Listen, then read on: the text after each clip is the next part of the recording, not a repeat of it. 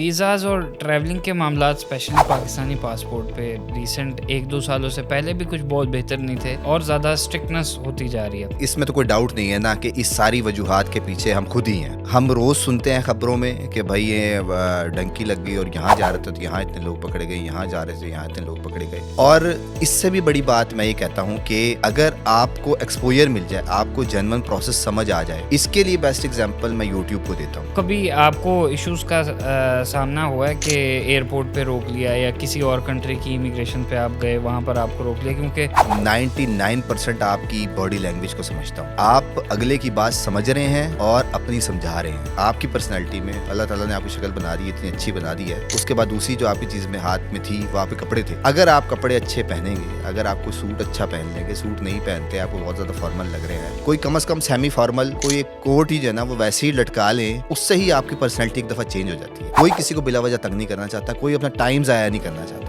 जो लोग इलीगल या शॉर्टकट तरीके से बाहर जाना चाहते हैं और वो भी सेटल होने के लिए, उनके लिए आपका क्या पैगाम हो सकता है? देखिए, सबसे पहले तो ज़रूरत इस बात को समझने की है कि ये जाने वाले लोग हैं, ये हैं कौन। ये हम देखते हैं कि मेजॉरिटी ऑफ लोग बैकवर्ड एरिया से हैं। कोई एक बंदा चला गया है, वो पता नहीं किस वजह से उसकी हाइप क्रिएट कर रहा है वहाँ पर, या वो एजेंट्स जो के भेज रहे हैं वो उसकी हाइप इस तरह से क्रिएट करते हैं। जो बंदा अपनी जान का रिस्क ले रहा है, उसको ऐसा क्या बताया गया है कि वो अपनी जान भी रिस्क में डाल रहा है?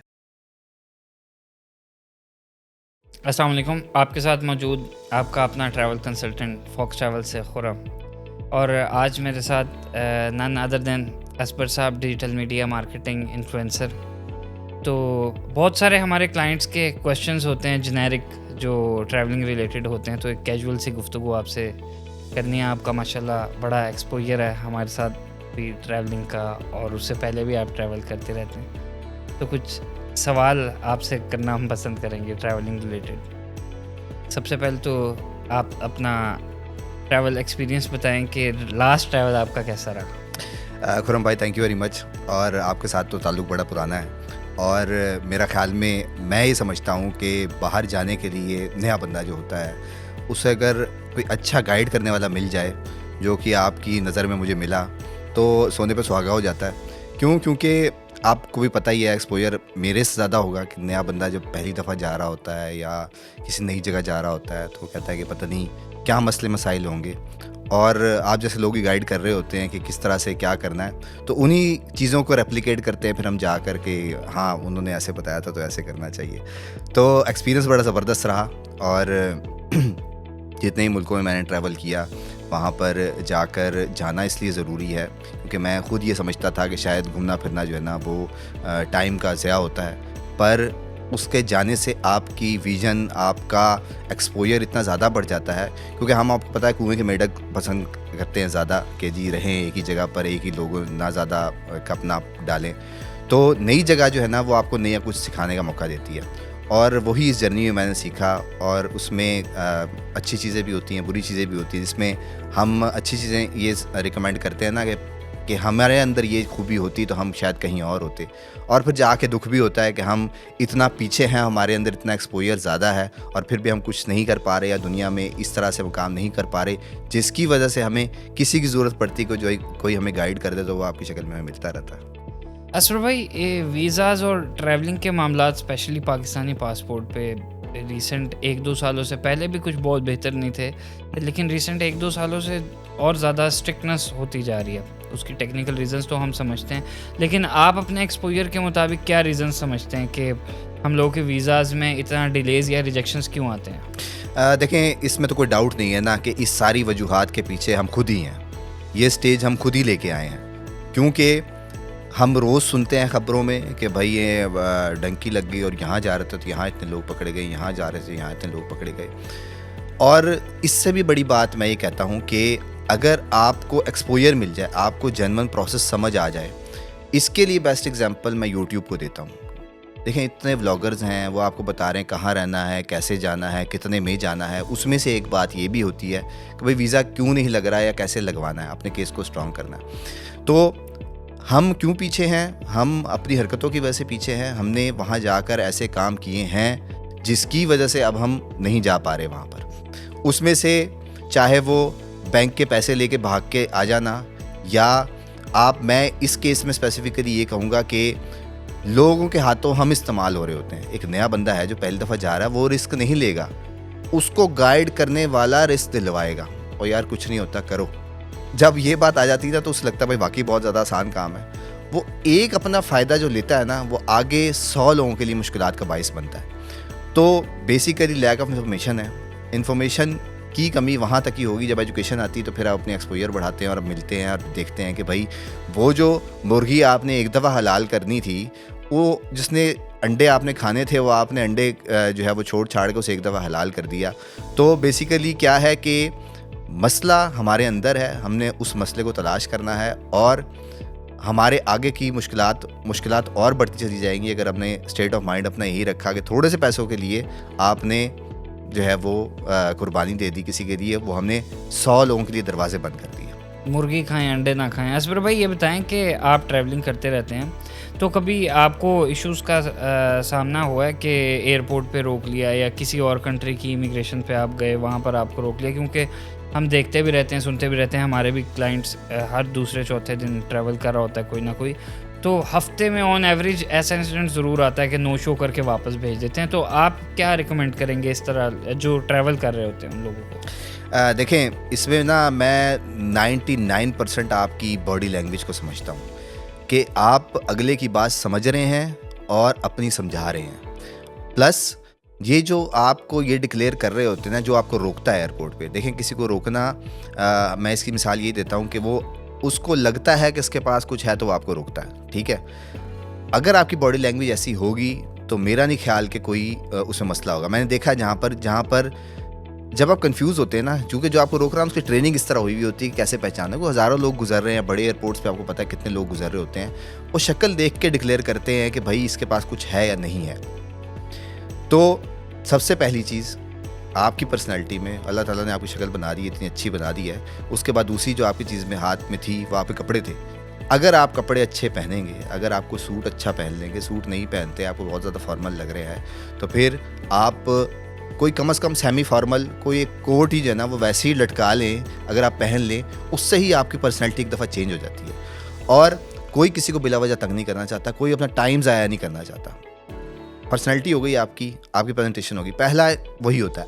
अब आपने बोलना शुरू करना।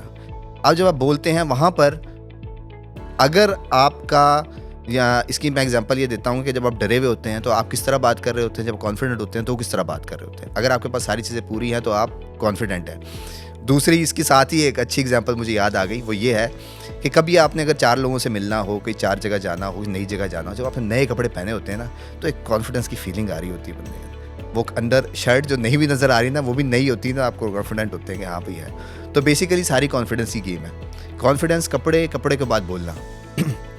और मेरा यूके गया, मैं वहाँ पर मैंने देखा कि पाकिस्तानी बच्चे गए हुए हैं और किसी भी तरह आइल्स पास कर लिया उन्होंने, या कोई आइल्स नहीं था तो कोई ऐसी लैंग्वेज की वो कर लिया है, पर उन्होंने प्रैक्टिस नहीं की। अब वो इमिग्रेशन ऑफिसर उनसे पूछ रहा है कि भाई तुम्हें मेरी बात समझ नहीं आ रही, तुम यहाँ स्टूडेंट बन के पढ़ने आ गए हो, तुम एक डिग्री करनी है तुमने, तो उसको कैसे समझोगे? और वो हंसता मुस्कुरा रहा, उसकी बात ही समझ नहीं आ रही। ये तो उसका एहसान था कि उसने उस बच्चे को भेज दिया। अदरवाइज़ आप सोचें कि मेरी नज़र में एक बंदा नज़र आ गया, जो कि मैं एक फ़्लाइट में था और मैंने एक बंदे को देखा। इस तरह के सैकड़ों कितने लोग होंगे जो कि अपनी बात समझ नहीं रहे और दूसरे की समझा नहीं रहे। तो फिर ये सबसे बड़ा ज़्यादा इशू जो ना हुई, वापस भी आ जाते हैं कुछ लोगों को, वो वापस भी भेज देते हैं। हम ऐसे इंसिडेंट्स को जानते हैं, स्पेशली यूके के स्टूडेंट केस में। यहाँ से आप बैंक स्टेटमेंट जो भेजते हैं, तो अब रिसेंटली उन्होंने ये करना शुरू किया कि इमिग्रेशन पे ही वो आपका बैंक बैलेंस टैली करना शुरू कर देते हैं। पाकिस्तानी क्या करते हैं कि वो पैसे कहीं से उठाए, और वो भी अच्छे खासे प्रॉफिट मार्जिन पे उठाते हैं पैसे, और वो जैसे ही उनका वीज़ा अप्रूव होता है उसको निकाल देते हैं। तो अब रिसेंटली उन्होंने उस पर भी पाबंदी लगाना शुरू कर दिया है, जिसके करंट पैसे नहीं पड़े होंगे उनको भी वापस भेज देंगे। सही। ये तो आप ज़्यादा बेहतर तरीके से समझते होंगे, क्योंकि आपको ऐसी टेक्निकल चीज़ें नज़र आती रहती होंगी, और एक फील्ड के लोग होते हैं तो फिर उनको ज़्यादा इन्फॉर्मेशन जल्दी भी घूमती है ना आपस में। अच्छा असफर भाई, बीइंग मोटिवेशनल स्पीकर या बीइंग इन्फ्लुएंसर, आप लोगों को अपनी बातों से इन्फ्लुएंस कर सकते हैं। जो लोग इलीगल या शॉर्टकट तरीके से बाहर जाना चाहते हैं और वो भी सेटल होने के लिए, उनके लिए आपका क्या पैगाम हो सकता है? देखिए, सबसे पहले तो ज़रूरत इस बात को समझने की है कि ये जाने वाले लोग हैं, ये हैं कौन। ये हम देखते हैं कि मेजॉरिटी ऑफ लोग बैकवर्ड एरिया से हैं, जहाँ पर बहुत छोटा टाउन है, कोई एक बंदा चला गया है, वो पता नहीं किस वजह से उसकी हाइप क्रिएट कर रहा है वहाँ पर, या वो एजेंट्स जो के भेज रहे हैं वो उसकी हाइप इस तरह से क्रिएट करते हैं जहाँ पर लैक ऑफ इन्फॉर्मेशन है कि उनको दिखाया जाता है कि आपकी सारी जगह बंद हो गई हैं। देखें, जो बंदा अपनी जान का रिस्क ले रहा है उसको ऐसा क्या बताया गया है कि वो अपनी जान भी रिस्क में डाल रहा है? उसको वो रास्ता इतना आसान बनाया गया है। मैं आपको कहूँ जी मौत के कुएं में छलांग लगाने आप कभी भी नहीं लगाएंगे। इसका मतलब है कि किसी ना किसी ने उसको कॉन्फिडेंस दिया है। पैसों की बात तो हम छोड़ देते हैं ना कि भाई पैसे कितने लग रहे हैं, वहाँ तक कैसे पड़ रहे हैं। हालांकि पैसे भी एक बहुत बड़ी वजह है, शायद वो उससे ज़्यादा पैसे लगा देते होंगे, क्योंकि हम जितनी मैंने डॉक्यूमेंट्रीज देखी हैं, जितने मैंने इन्फॉर्मेशन ली है, उसमें देखा है लोग हर स्टेप पे आपको पैसे देने पड़ रहे होते हैं। 3 से 4 मिलियन आपके स्पेंड हो जाते हैं PKR में। बिल्कुल ऐसे ही है। तो फिर इतने अच्छे अच्छे मुल्क हैं, अब तो और भी ज़्यादा ओपन हो गया है, वो कहते हैं आप इन्वेस्टमेंट करें और आप जो है ना वो वीज़ा ले लें हमसे। तो फिर ऐसा क्या हुआ कि उन्होंने अपनी जान भी दाव पे लगा दी और जाकर जो है ना वो उधर फंस गए। जिस एरिया से वो हैं वहाँ पर उनको दिखाया गया है कि भाई यहाँ पर जो है वो ये रास्ता जो है ना वो आसान है और इस रास्ते से यहाँ जाओगे तो ऐसे मजदूरी मिल जाएगी। उनकी इन्फॉर्मेशन अपडेट नहीं की गई है और शायद आगे भी होते रहेंगे और हो रहे हैं। क्यों? क्योंकि मेरी आवाज़ उन लोगों तक नहीं पहुँच रही है, ना आपकी आवाज़ पहुँच रही है। वो जो कि सुनेंगे हमें, क्योंकि हमारा इंटरनेट अब बैकवर्ड एरिया में जा रहा है, हमारी जो है वो जितनी भी ऑडियंस जो है वो उस साइड पर बढ़ रही है। 3 से 4 साल लगेंगे अभी, जो कि हमें ये और देखना पड़ेगा, क्योंकि हमारी इन्फॉर्मेशन वहाँ तक जाएगी और फिर उनको समझ आएगी अच्छा भाई ये रास्ता ठीक नहीं है और इसको इस तरह से। ये वही बात है कि जब इन्फॉर्मेशन नहीं होती तो आप किसी भी हाथों में इस्तेमाल होते रहते हैं और जब इस्तेमाल होते हैं तो अपना नुकसान करते हैं, फिर पता लगता है हो ये रास्ता ठीक नहीं था, ये था। पर आप ज़िंदा रहेंगे तो फिर वो रास्ता दूसरा आपके लिए काम आएगा ना। ज़िंदा ही नहीं रहेंगे तो फिर आप कैसे सर्वाइव करेंगे? अच्छा असबर भाई, शॉर्टकट और इलीगल तरीके से तो बहुत सारे लोग रास्ता भी दिखाते हैं, लेकिन being a digital media marketing influencer और पाकिस्तान की करंट सिचुएशन देखते हुए, इंटरनेट के इश्यूज़, पेमेंट के इश्यूज़, आप फ्रीलांसर जो अच्छा हैंडसम इनकम जनरेट कर रहे हैं डॉलर्स में, उनको बाहर सेटल होने के लिए क्या एडवाइस करेंगे? देखिए, बड़ा ज़बरदस्त सवाल है ये आपका, और ज़बरदस्त इसलिए है कि स्पेसिफ़िकली ये सोल्यूशन आज के दौर में ही, आज के दिनों में ही बनता है। क्यों? क्योंकि हम सब जानते हैं भाई इंटरनेट की स्पीड कैसे चल रही है पाकिस्तान में। अब वो ब्लेम देते हैं किसी और को, आज ठीक हो जाएगा, 1 महीने बाद ठीक हो जाएगा, 15 दिन बाद ठीक हो जाएगा। पर यकीन जाने कि अगर पर डे का मैं आपको लॉस बताऊं कि millions of dollar Pakistani market से, यानी कि जो रिमिटेंस आनी थी वो नहीं आ पा रही, सिर्फ इंटरनेट स्पीड की वजह से। और 30,000 कंपनीज रजिस्टर की हैं पाकिस्तान ने दुबई में। क्यों रजिस्टर की हैं? क्यों? क्योंकि देखिए, हर किसी को कमाना है। मैं इसकी मिसाल ये देता हूँ कि अगर मेरी एक छोटी सी टीम है, मेरे पास अगर 100 बंदे काम कर रहे हैं और अगर 100 बंदों को इंटरनेट नहीं मिलेगा, जो वो काम करते हैं वो अपना 10% प्रोड्यूस कर रहे हैं, तो अल्टीमेटली वो अपना नुकसान कर रहे हैं। वो अपना नुकसान कर रहे हैं। मेरे पास वाहिद पहला सोल्यूशन जो यही होगा कि मैं उनको लेके बाहर चला जाऊँ। देखें, मेरे पास पैसा आ रहा है, मुझे पता है कि मेरे पास इंटरनेट होगी तो मैं कितना कमा सकता हूँ। मैं पहली फुर्सत में बाहर चला जाऊँगा, मैं अपनी टीम के 4, 5, 8, 10 बंदे लेके जा सकता हूँ, ठीक है, पर मैं 100 के 100 को नहीं लेके जा सकता, मेरे लिए पॉसिबल नहीं है। और इसकी वजूहात सिर्फ और सिर्फ पाकिस्तान और पाकिस्तान का इंटरनेट है, जिसकी वजह से मैं जा रहा हूँ। अच्छा, फिर अब आपका सवाल कि जी कैसे जो है ना वो इस चीज़ को स्विच कैसे करेंगे। बहुत सारे लोग जा रहे हैं, मेरे बहुत सारे दोस्त हैं जो कि नॉमैड वीज़ा इसको बोलते हैं। आपकी 2000 से लेकर 5000 डॉलर के अकॉर्डिंगली तकरीबन 60 to 70% कंट्रीज़ ने ओपन कर रखा है। वहाँ पर आप सिंपली नॉमैड वीज़ा यूट्यूब पे लिखे कौन कौन दे रहा है मुल्क, वो चेंज होती रहती है अमाउंट्स की, कुछ रिक्वायरमेंट्स। अगर आप ऑनलाइन पैसा कमा रहे हैं, जो कि मेरी प्राइमरी फील्ड भी है, जिसमें इस अमाउंट के अगेंस्ट कमा रहे हैं, और मेरा ख्याल में मेजॉरिटी ऑफ लोग जो है वो जिनको 2 से 4 साल हो गए वो इस अमाउंट के अंदर कमा रहे हैं। सिंपल सा प्रोसेस है उनका। आपको सिर्फ ये शो कराना है कि ये अमाउंट रिमिटेंस की बेस पर, जो कि आपकी स्टेटमेंट आपको शो कर देती है कि भाई ये इस कंपनी ने भेजे और ये डॉलर में थी, वो डॉलर से कन्वर्ट होकर PKR में इतनी पड़ी, जिसमें फ्रीलांसर भी आते हैं, जिसमें सारी इंडस्ट्रीज़ आती हैं, जो भी किसी भी मीडियम से बाहर से पैसे आ रहे हैं, वो इमीडिएटली उस नॉमैड वीज़ा के लिए अप्लाई करेंगे, उस कंट्रीज़ में अप्लाई करेंगे और वहाँ जाकर वो उनको जो भी ड्यूरेशन है उनकी, कुछ में पासपोर्ट मिल जाता है, जो कंट्रीज़ पासपोर्ट नहीं देती, जिस तरह दुबई हो गया, मलेशिया हो गया, वहाँ नहीं मिलेगी, वो आपको 10 साल का, जो कि रिन्यूएबल होगा, अगर आप चलते रहते हैं तो वहाँ वो पहली फुर्सत में शिफ्ट हो जाते हैं। इसकी ज़रूरत इसलिए है कि भाई इंटरनेट नहीं चल रहा, इंटरनेट चलेगा तो होगा। फिर दूसरा ये है कि मेरी फील्ड में बेसिकली मुझे जो मसला आया था वो ये आया था कि पाकिस्तान में जब भी आप किसी को इंट्रोडक्शन कराते हैं पाकिस्तान का, पहली बात तो ये है कि 50% ज़्यादा लोगों को इंडियंस और हमें वो एक ही ज़्यादा समझते हैं, वो कहते हैं ये इंडियंस ही हैं। पाकिस्तान का इतना ज़्यादा ये और बात है कि कुछ ऐसे इंसिडेंट पास्ट में हुए जिसकी वजह से पाकिस्तान हाईलाइट हो गया बाहर। तो पाकिस्तानियों को अगर अपना इमेज ठीक करना है तो भी बाहर जाना है, ऑनलाइन काम कर रहे हैं तो भी बाहर जाना है, इंटरनेट नहीं चल रहा है और ऑनलाइन फील्ड से रिलेटेड है, उनको अल्टीमेटली बाहर ही जाना पड़ेगा। अगर आप बाहर नहीं भी जाना चाहते, मतलब खड़े खड़े मेरे लिए पॉसिबल नहीं होगा कि मैं अपनी फैमिली को फ़ौरन मूव कर दूं, स्टेप बाय स्टेप प्रोसेस होगा, पर आपके पास सेकंड प्रायोरिटी, सेकंड पासपोर्ट ज़रूर होना चाहिए, सेकंड एंट्री ज़रूर होनी चाहिए, ताकि आपकी वो चीज़ जो है वो बैलेंस हो जाए। इसका फ़ायदा ये मिलता है कि आप जब किसी और आइडेंटिटी को शो कराते हैं, स्पेसिफिकली हमारी इंडस्ट्री में, तो आपकी वर्थ बढ़ जाती है। एक आपका एक्सपीरियंस है 5 साल का, 10 साल का, अगर आप पाकिस्तान में वही काम कर रहे हैं और अगर आप बैठ जाते हैं मलेशिया, यूके या किसी भी और डेवलप कंट्री में, अच्छे कंट्री में जाकर, तो आप अपनी वर्थ बढ़ा देते हैं। इसकी एग्जांपल मैं आपको ये देता हूँ कि अगर आपको किसी क्लाइंट का फ़ोन आता है और वो कहता है जी मैं लाहौर से बात कर रहा हूँ, इस्लामाबाद से बात कर रहा हूँ, और एक क्लाइंट का फ़ोन आता है जो कहता है कि जी मैं किसी पंजाब के छोटे से गाँव में या छोटे से एरिया में बैठा हुआ हूँ, तो आपको उसको समझाने का तरीका, आपके एक लेवल, आप उसके लेवल पर आना पड़ेगा। एग्जैक्टली ऐसा ही है। सेम इसी तरह इंटरनेशनल आप किसी के लिए भी काम कर रहे होते हैं, जब आप किसी अच्छे कंट्री में बैठे होते हैं तो उससे आपकी वर्थ बढ़ जाती है। अब वही जो काम मैंने सपोज $100 का लेना था, वही काम वो $1000 का मुझे देने के लिए तैयार हो जाएगा। वो उस स्टेप की तरफ नहीं जाएगा कि इसको वेरीफाई कर लूँ, इसको चेक कर लूँ काम करेगा कि नहीं करेगा। तो ये सबसे बड़ा बेनिफिट है। और अगर जो मुझे सुन रहे हैं ऑनलाइन वाले, उनके पास पहली प्रायोरिटी ये होनी चाहिए कि वो अपना एक पैरेलल आइडेंटिटी ज़रूर रखें, पैरेलल कंट्री ज़रूर रखें, ताकि वो फ्यूचर में आपको सपोर्ट करेगा, आज नहीं तो कल, क्योंकि पाकिस्तान का इंटरनेट जल्दी ठीक नहीं होने वाला। अच्छा असफर भाई, मेरा एक यूट्यूब चैनल है जिस पे मैं ऑन एवरेज $2500 पिछले 3 या 4 महीने से इनकम जनरेट कर रहा हूँ, तो उसके बेस पे मैं कहीं बाहर मूव कर सकता हूँ? बिल्कुल, क्यों नहीं कर सकते आप। ये जो इनकम आपको इंटरनेशनल रिमिटेंस की बेस पर आ रही है, यही रिमिटेंस है जो कि तमाम मुल्क मांग रहे हैं, और जिसकी बेस पर आपको नॉमैड वीज़ा मिलता है, जिसकी ड्यूरेशन 5 साल से लेकर 10 साल हो सकती है, या कुछ कंट्रीज़ आपको पासपोर्ट भी दे देती हैं अगर आप कुछ टाइम वहाँ रह लें।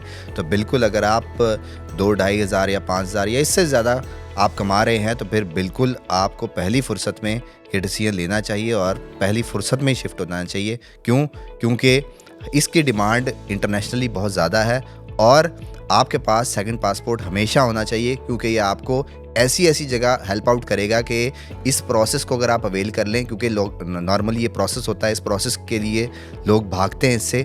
ये प्रोसेस का टाइम आपके पास आज है, क्योंकि अगर आपकी इनकम कम भी हो जाती है और अगर आपने जो अमाउंट बताई है उतनी आप कमा रहे हैं, तो फिर पहली फुर्सत में आपको बाहर के नॉमैड वीज़ा के लिए अप्लाई करना चाहिए, जिससे ज़िंदगी, ऑनलाइन फील्ड या जितने भी काम आप ऑनलाइन करते हैं, उससे आपको एक नेक्स्ट डेस्टिनेशन की वजह से आप अपना फ्यूचर भी सिक्योर कर सकते हैं। असफर भाई, नोमैड वीज़ा के बारे में आपने इनिशियली बताया, थोड़ा सा एक्सप्लेन करके अगर आप इसको बता दें कि फॉर इंस्टेंस एक बंदा नोमैड वीज़ा अप्लाई करता है और वहाँ मूव भी कर जाता है, तो आया वो वहाँ जाकर अपना सोर्स ऑफ इनकम स्विच भी कर सकता है, या primary source of income constantly यही रहना चाहिए? देखें, आपका सवाल इस चीज़ से रिलेटेड है कि प्रोसेस क्या होना चाहिए और वहाँ जाकर सिचुएशन क्या बनेगी। सबसे पहली चीज़ ये है कि आपको नॉमैड वीज़ा का मतलब ये नहीं है कि उन्होंने आपको राइट्स दे दिया और वहाँ जाके आप कुछ भी करते फिरेंगे। सबसे पहली चीज़, स्टेप 1 इसका ये है कि आपने हमारे प्लेटफॉर्म है, यूट्यूब हो गया, सपोज़ फेसबुक से कमा रहे हैं, सपोज़ फाइवर है, अपवर्क है, जितने भी प्लेटफॉर्म है जो कि फ़ेमस है, इंटरनेशनल हैं, आपकी जब आप अप्लाई करते हैं तो इसके पब्लिक लिंक मांगते हैं, जहाँ पे आपकी तस्वीर लगी होती है, आपका नाम लगा होता है, उसका प्रूफ देते हैं कि हाँ भाई वाकई इस अकाउंट से आप इतना कमा रहे हैं। नंबर 1 तो होगी आपकी रिक्वायरमेंट कि आप अमाउंट कितनी कमा रहे हैं, जो कि 2,500 से लेकर 5,000 या इससे ज़्यादा हो जाती है, एक चीज़। दूसरी चीज़ ये, अब आपने अप्लाई कर दिया और उसकी रिक्वायरमेंट पे वीज़ा मिल गया, जिसके लिए आपको डेफिनेटली उसको प्रूफ करने के लिए आपकी स्टेटमेंट साथ होगी जो प्रूफ कर रही होगी कि हाँ जी अमाउंट आपके अकाउंट में लैंड हो रही है। अब वो आपको दे रहे हैं सिर्फ और सिर्फ जगह, क्यों? क्योंकि वो चाहते हैं कि ये पैसा आकर आप उनके मुल्क में खर्च करें और उनकी इकॉनमी ऊपर जाए। अब पाकिस्तानी सबसे पहले काम ये करते हैं कि वो जुगाड़ ढूंढते हैं। अब सपोज़ आप कमा रहे हैं और आप महीने का $3,000, $4,000, $5,000 कमा रहे हैं। अब आप बाहर जाना नहीं चाहते, आपको मनाया मैंने कहा यार आप ऐसा करें, आपने जाना है नहीं, आप अपनी पेमेंट्स मेरे अकाउंट में लैंड करा दें। मैंने अपना केस आगे फॉरवर्ड किया और मैंने उसके ऊपर वीज़ा लगवा लिया। अच्छा, मैं वहाँ पहुँच तो गया, अब वो पेमेंट मेरी तो थी नहीं, वो तो आपकी थी। अब वहाँ जाकर वो पेमेंट मेरे पास नहीं आ रही है। होगा क्या कि जैसे मैंने आपको पहले बताया कि उन्होंने आपको रहने की जगह दी है, अगर वो अमाउंट आप वहाँ इस्तेमाल नहीं कर रहे हैं तो डेफिनेटली आज नहीं तो कल जो है ना पकड़े जाएंगे आप, क्योंकि आप उन किसी और की बेस पे आए और आप खुद नहीं कर रहे हैं। तो बेसिकली इस क्राइटेरिया को मैट करते वहाँ पहुँच तो गए हैं, पर उस क्राइटेरिया को वहाँ पर भी कंटिन्यू रखना, तभी आप वहाँ रह पाएंगे, नहीं तो फिर आप वहाँ हाथ लगा के किक मार के निकाल दिए जाएंगे। ये सबसे बड़ी ज़रूरी चीज़ है। तो ये थे असबर साहब जिन्होंने अपने पर्सनल एक्सपीरियंसेस से हमें ये बताया कि जब आपने ट्रैवल करने जाना है तो आपने किस तरह से ट्रैवल करना है, आपका बिहेवियर क्या होना चाहिए और कैसे कैसे कहाँ कहाँ आप विज़िट कर सकते हैं, एक्सप्लोर कर सकते हैं। आज की हमारी नशिस्त का अख्तिताम इसी के साथ। Thank you so much.